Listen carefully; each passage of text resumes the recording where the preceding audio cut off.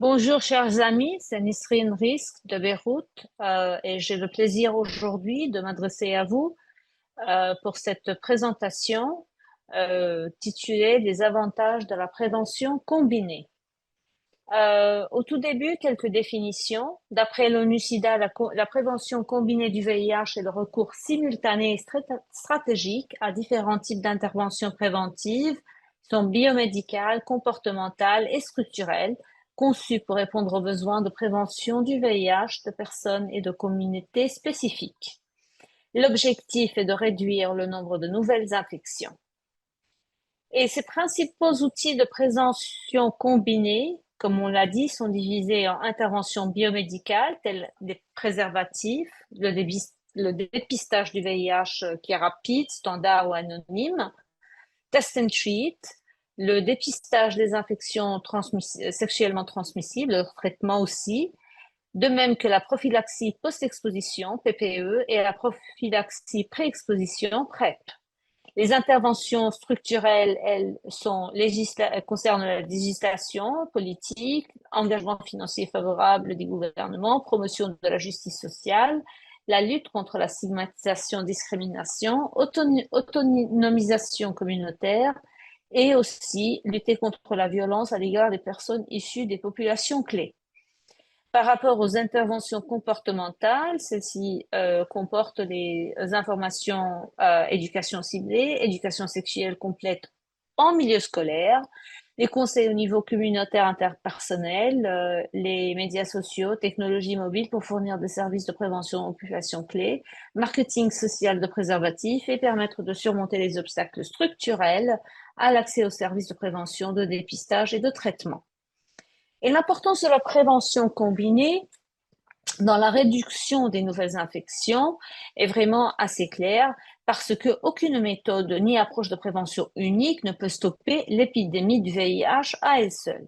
Et ainsi, plusieurs méthodes et interventions ont prouvé leur haut niveau d'efficacité dans la réduction du risque d'infection à VIH et la protection contre l'infection à VIH. Et plusieurs éléments sont essentiels de la prévention du VIH doivent être renforcés, adaptés aux épidémies locales et intensifiés au niveau de la population, des populations concernées, comme on l'a dit, du contexte social, culturel, politique et aussi économique parfois. Et chaque nouvelle infection par le VIH, il faut vraiment vraiment le comprendre et vraiment le répéter, que chaque nouvelle infection par le VIH qui sera évitée réduira le coût des traitements et des soins futurs et sera comme un gain.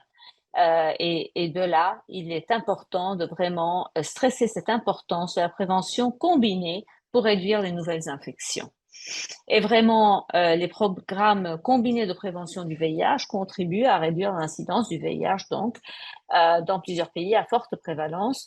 Et par rapport aux valeurs maximales, par exemple, dans les années 90, par rapport, par exemple, à 1990, au Kenya et au Zimbabwe, par exemple, en 2017, et ce, après l'adoption de programmes de prévention combinés, les nouvelles infections à VIH chez les adultes ont diminué respectivement de 75 et 82%. Donc, ce qui est vraiment quand même immense. Et donc, une diminution de 65% réalisée en 2003 avant le déploiement du traitement du VIH. Donc, on peut voir, même avant l'adoption du traitement VIH dans ces pays-là, il y a eu, juste par l'introduction de prévention combinée, de programmes de prévention combinée qui peut-être ont inclus éducation, préservatifs, traitement des IST et d'autres interventions. Donc, quand elles sont combinées, on parvient vraiment à réduire de façon très significative le nombre de nouvelles infections. Et ceci a été démontré dans plusieurs études, comme par exemple cette étude Partners 2, qui a rapporté que chez les couples homosexuels sérodiscordants, dans lesquels le partenaire séropositif a une charge virale supprimée, pas une seule transmission du VIH ne s'est produite, même en cas de rapport sexuel sans préservatif. Et cependant, les taux globaux d'incidence du VIH dans la population étudiée sont restés relativement élevés en raison de la transmission du VIH dans le cadre de rapports sexuels sans préservatif avec d'autres partenaires. Donc, d'où l'importance de combiner plusieurs types d'interventions, parce qu'on le sait très bien que le TSP est vraiment, ou le TAP est vraiment, euh, peut réduire la transmission du VIH, mais quand même à elle seule, cette intervention n'est pas suffisante à réduire ou bien à stopper les nouvelles infections à VIH dans une certaine population. De même, un autre exemple de prévention combinée, c'est l'essai HPTN 052, où le traitement a montré qu'une réduction du risque de transmission de 96% chez des personnes séropositives. Il fallait vraiment réunir trois conditions, d'où le traitement efficace de la charge virale, une très bonne observance du traitement pour éviter les remontées éventuelles de charge virale et l'absence de IST qui peuvent favoriser, comme on le sait, une remontée de la charge virale. Un autre exemple, c'est par exemple le Botswana Combination Prevention Project. Il y a un ensemble d'interventions qui comprennent un dépistage élargi du VIH, des liens avec les soins et un traitement précoce et la DMC combiné à réduire de plus de 30% l'incidence du VIH.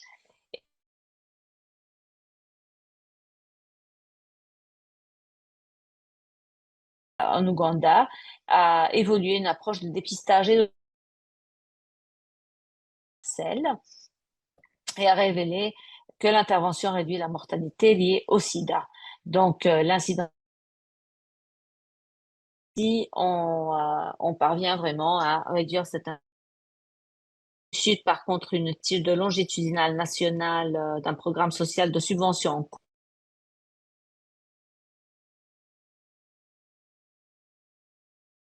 L'étude là était vraiment axée sur le commerce sexuel et les relations sexuelles intergénérationnelles, 71% respectivement chez les adolescentes, et ce qui est vraiment où, dans un contexte où on sait qu'il y a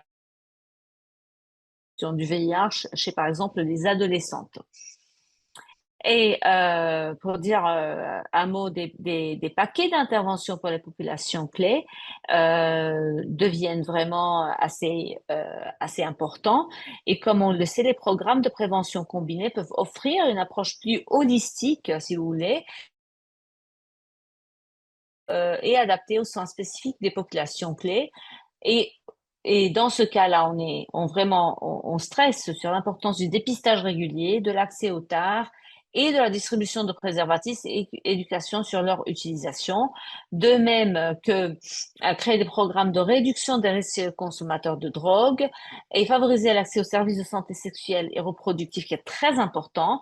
Et éducation et lutte contre la stigmatisation parce qu'il n'est pas du tout nécessaire, suffisant d'éduquer contre la stigmatisation, mais qu'il faut lutter et activement lutter contre la stigmatisation, créer des programmes de soutien psychosocial et aussi créer des interventions ciblées basées sur le contexte et en même temps promotion des droits de l'homme comme il se doit partout ailleurs d'ailleurs.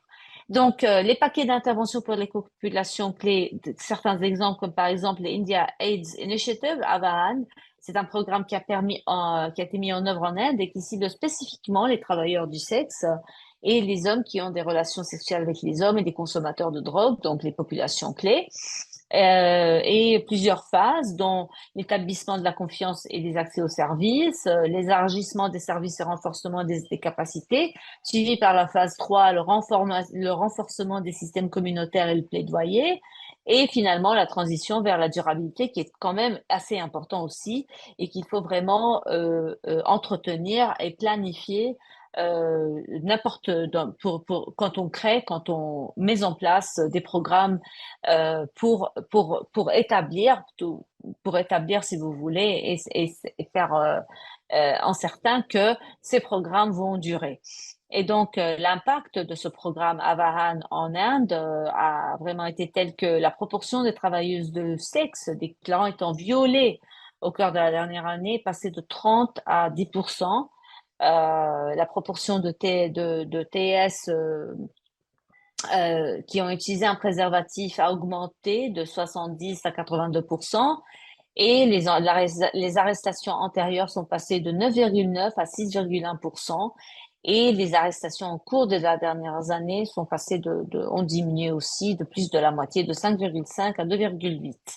Et donc, en conclusion, je voudrais vous rappeler qu'il y a plusieurs types d'interventions préventives qui sont conçues pour répondre aux besoins de prévention du VIH et qu'aucune méthode ni approche de prévention unique ne peut stopper l'épidémie de VIH à elle seule.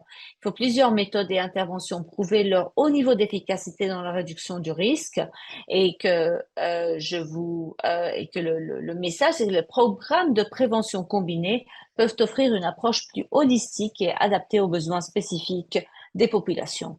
Et avec ça, je vous laisse avec cette liste de références et je vous remercie pour votre attention.